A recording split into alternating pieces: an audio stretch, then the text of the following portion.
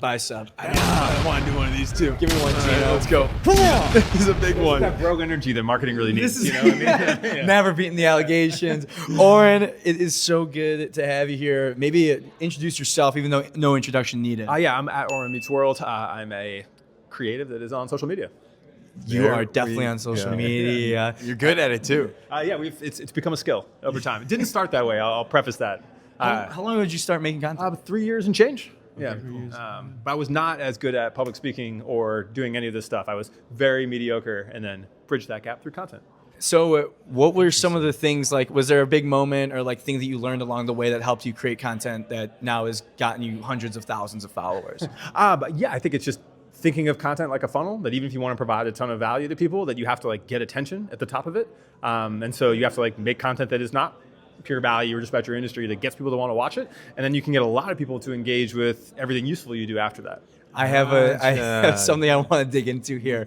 I saw a tweet recently, Oren, from you about how marketers need to be more addicted to the funnel. Oh yeah. Can we talk about the funnel? Yeah, you got to be obsessed with the funnel. I sent that tweet because I was like in the middle of I was launching a webinar.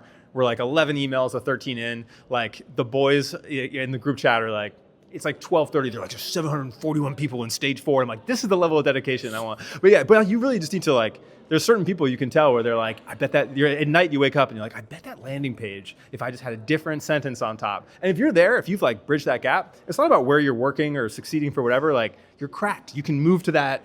Anything you want to do in the world will be your oyster. Totally. And you just spoke, correct? I did. Yeah. How did it go? What did you talk about? I'd give us like a 3. No, I'm joking. It went great. But we were talking about the future of creative work with Kelly, who's like a LinkedIn recruiter, and I feel like it went really well. Oh, you crushed it. Nice. I do want how do you think it went? Like, give it a grade scale of all the speaking engagements you've done. You can be honest. I don't think anyone would take offense to it. No, that's fine. I mean, well, we know like with Ari from Air involved, like it's gonna have a low floor. Let me just put it. No, I'm joking.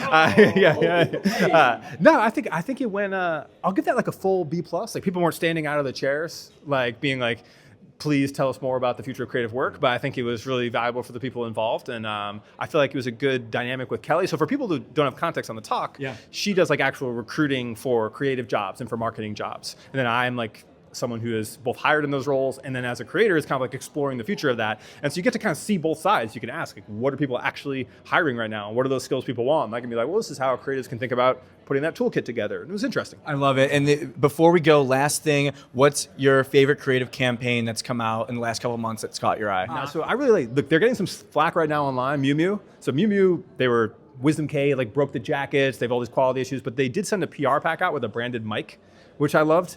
So this was like a seating, so all these brands are doing seating kits, right? But they were like, cool, we don't just want the one unbox. We want you to then like wear our logoed brand on you for like the remainder of your content. I'm like, look, even if one out of every 50 creators that got that kit, I'm sure they sent at least 1,000 of them, are like, cool, I'm gonna use this mic somewhat regularly. They just bought so much more like EMV. Yeah, that's a really freaking good lesson in knowing your audience and knowing who you're speaking to and trying to reach. And the power of your logo, right? Because not every brand can pull that off. But if it's a Miu Miu logo, it's a signaler, or was a signaler until they messed up a week later. Yeah, well, we're not talking about that. Things move quick. Anything else, Jim? I know. Any other advice to people that are currently working at maybe a large ad agency? How can they spark that creativity? Someone is going to convince the teams you're working with and the clients you're working with to like embrace a far more social first approach, even if you're already social first, like far more. And like that should be you. And the one time that you do that and the one time that you succeed on it will literally take you to wherever you want to go in life. But if you don't do that or you're not in those campaigns, you're going to go from these like irrelevant jobs to more relevant jobs, and that's not going to work out well. I love that. Social first.